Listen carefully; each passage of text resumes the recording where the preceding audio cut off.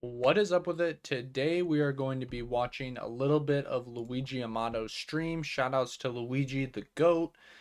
This time he's going to be playing OPO10 format. He's going to be playing Usopp versus Red Purple Sugar. Both of these are decks that I am personally looking forward to.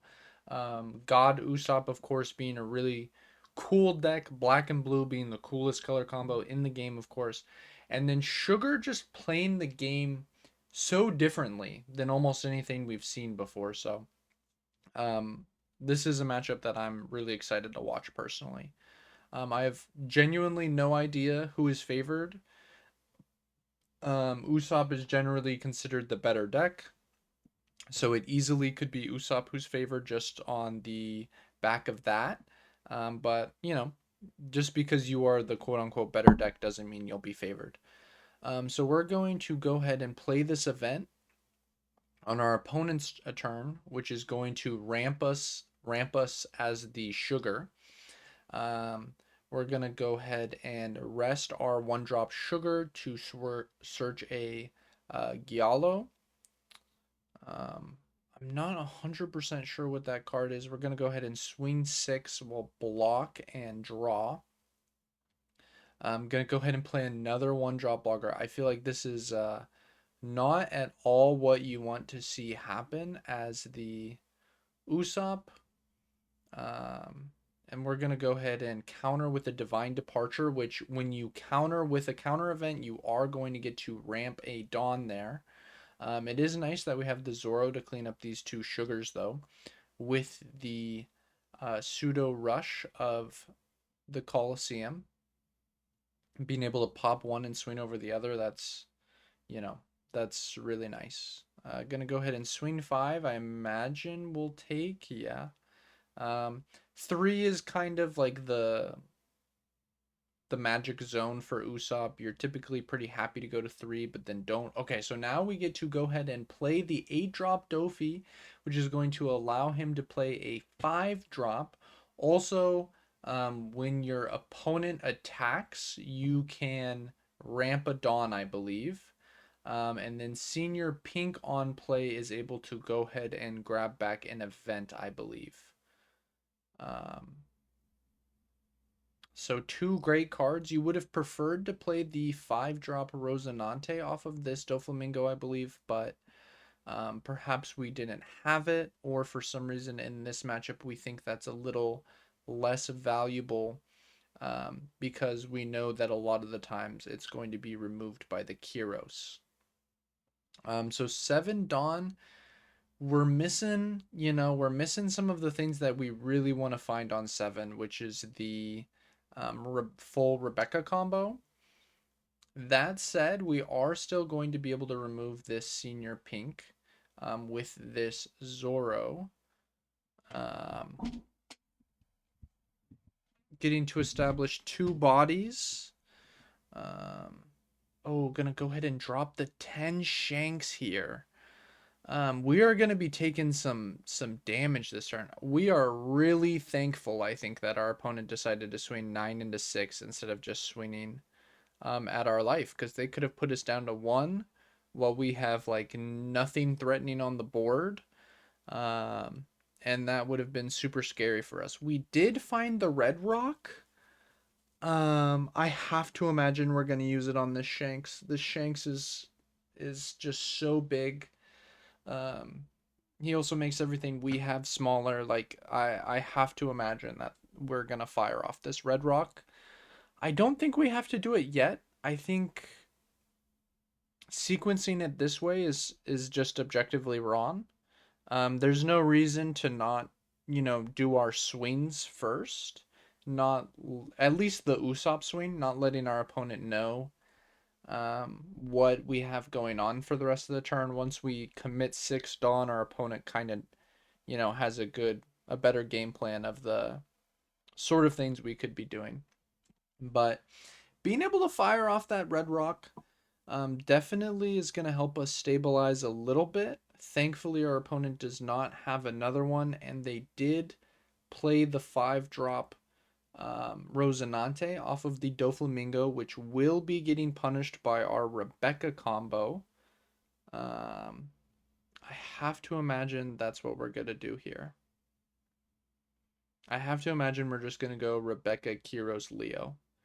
I kind of feel like anything else is being a little too wishful. Like we could use the 3-drop to minus the 8-drop and then play the one-legged soldier and then bounce that. But we're using a 2K from our hand. I'm just not sure I'm in love with that play. But it is a play. We have exactly the amount of Dawn to swing 5 twice. Play the one-legged soldier. Maybe honestly, maybe that's okay. Maybe that's the better play. Because removing the 9K beat stick is gonna be really, really important here, I think. So we'll see. We'll see what he decides to go for. Based on the fact that he's hard casting this Leo, I have no idea what's going on. That was not really in the realm of what I was expecting him to do. Because we can't really play the one-legged soldier off of the Rebecca. I'm not sure. I think he might have been. I literally don't know. I actually have no idea what he was hoping to have happen there. Um, yeah, I really don't know what he wanted to have happen.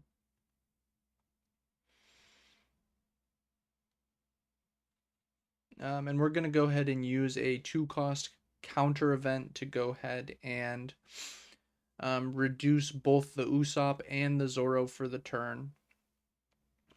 2 Dawn to reduce 2 things seems pretty good. We're going to go ahead and swing 9 into 9 and then play the Ito as the blocker. I feel like I'm not exactly sure I understand why we played the Leo first. Maybe he played the Leo first. I actually have no idea.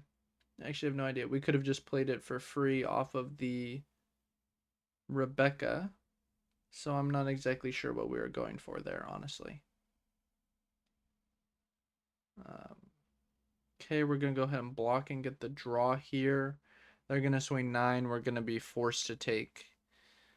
We did draw Frankie, which honestly was maybe the best. Oh, he's so sick. He's so sick that the opponent is dropping the 3rd 8-drop Doflamingo, which is the best card in the entire deck along this Rosinante, which I don't remember exactly what it looks like, but I remember the 5-drop Rosinante having one of the best alternate arts in the entire game. I remember it being Gas Af.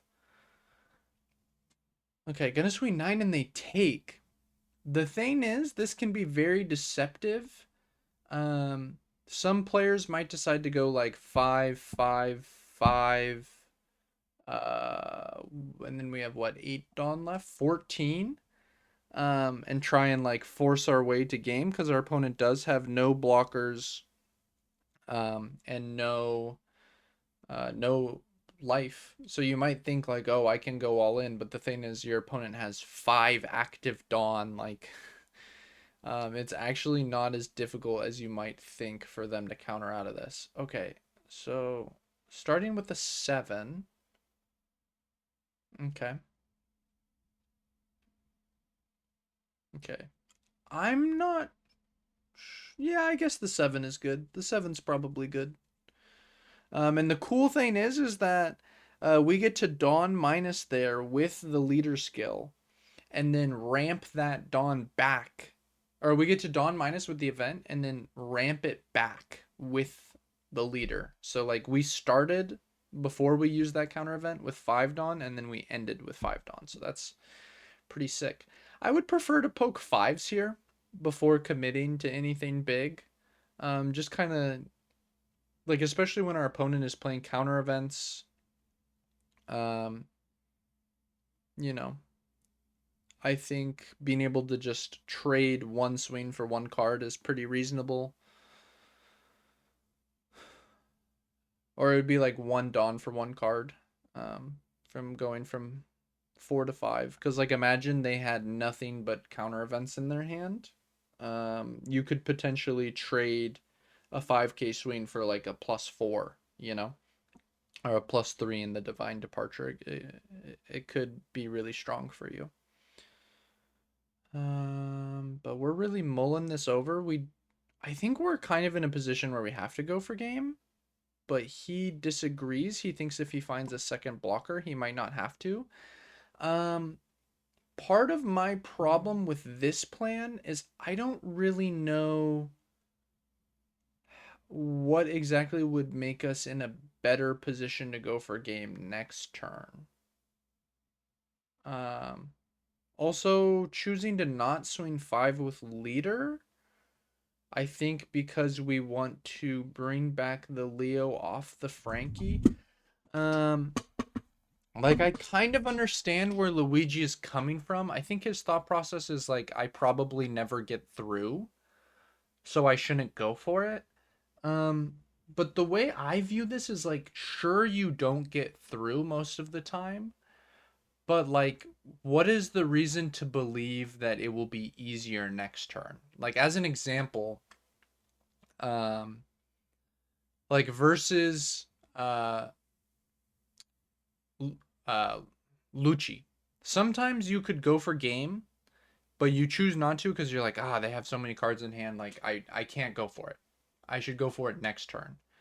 But then sometimes next turn they play Rebecca Sabo and it's infinitely harder to go for game. So you should have just gone for it the previous turn. Obviously, Sugar doesn't have any Rebecca Sabos, but she does have all those little blockers. I think they're Viola blockers, if I'm not mistaken. Um, which are gonna give her back events, and like she's gonna have even more active Dawn. Um, I just don't really see a reason to believe that it's gonna be any easier for us to kill next turn because we didn't establish any bodies that are gonna help us go for lethal next turn. Like we actually got rid of a body. So I'm not sure I see the vision, honestly. I could see a world where this was a bit of a misplay. Obviously, we were going to lose the game anyways, to keep it a buck. Um, like, I don't think if we went what I said 5-5, 5, 14, I think it was. I think we're probably never getting through, but like, I think this way we actually have no win condition. I could be wrong, though. I could be wrong. I hope to see Luigi win this.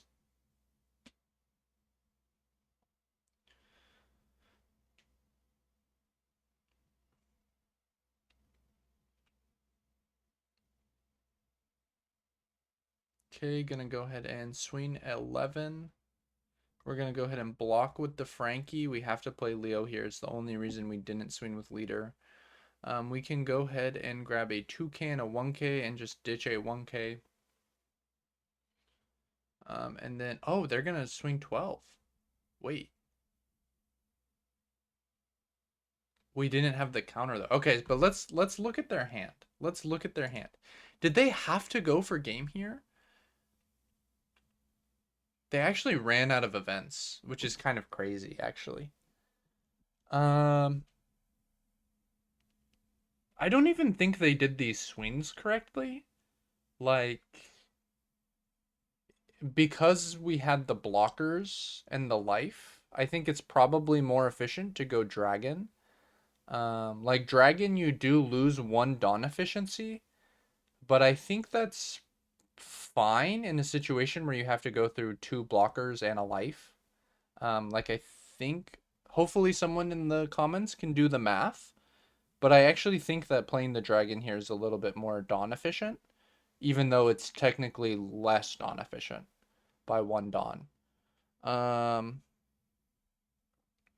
and the funny thing is, I think actually if we just went for game last turn, we won. Yeah, because like even look at his hand. Like we swing 5 3 times, and he only has 2 1Ks, and then he has to give us this. Yeah, we would have got it. So, um, a bit of a misstep from Luigi. I think he was supposed to win. I think he was supposed to win this game, which is crazy. That I think he went for like the safer play, but I think actually He just gave himself like infinite more lost conditions. So something for us to learn from. That's why we do this. Thank you, Luigi, for sharing the content. I appreciate you all for watching, and I hope you have a great rest of your day.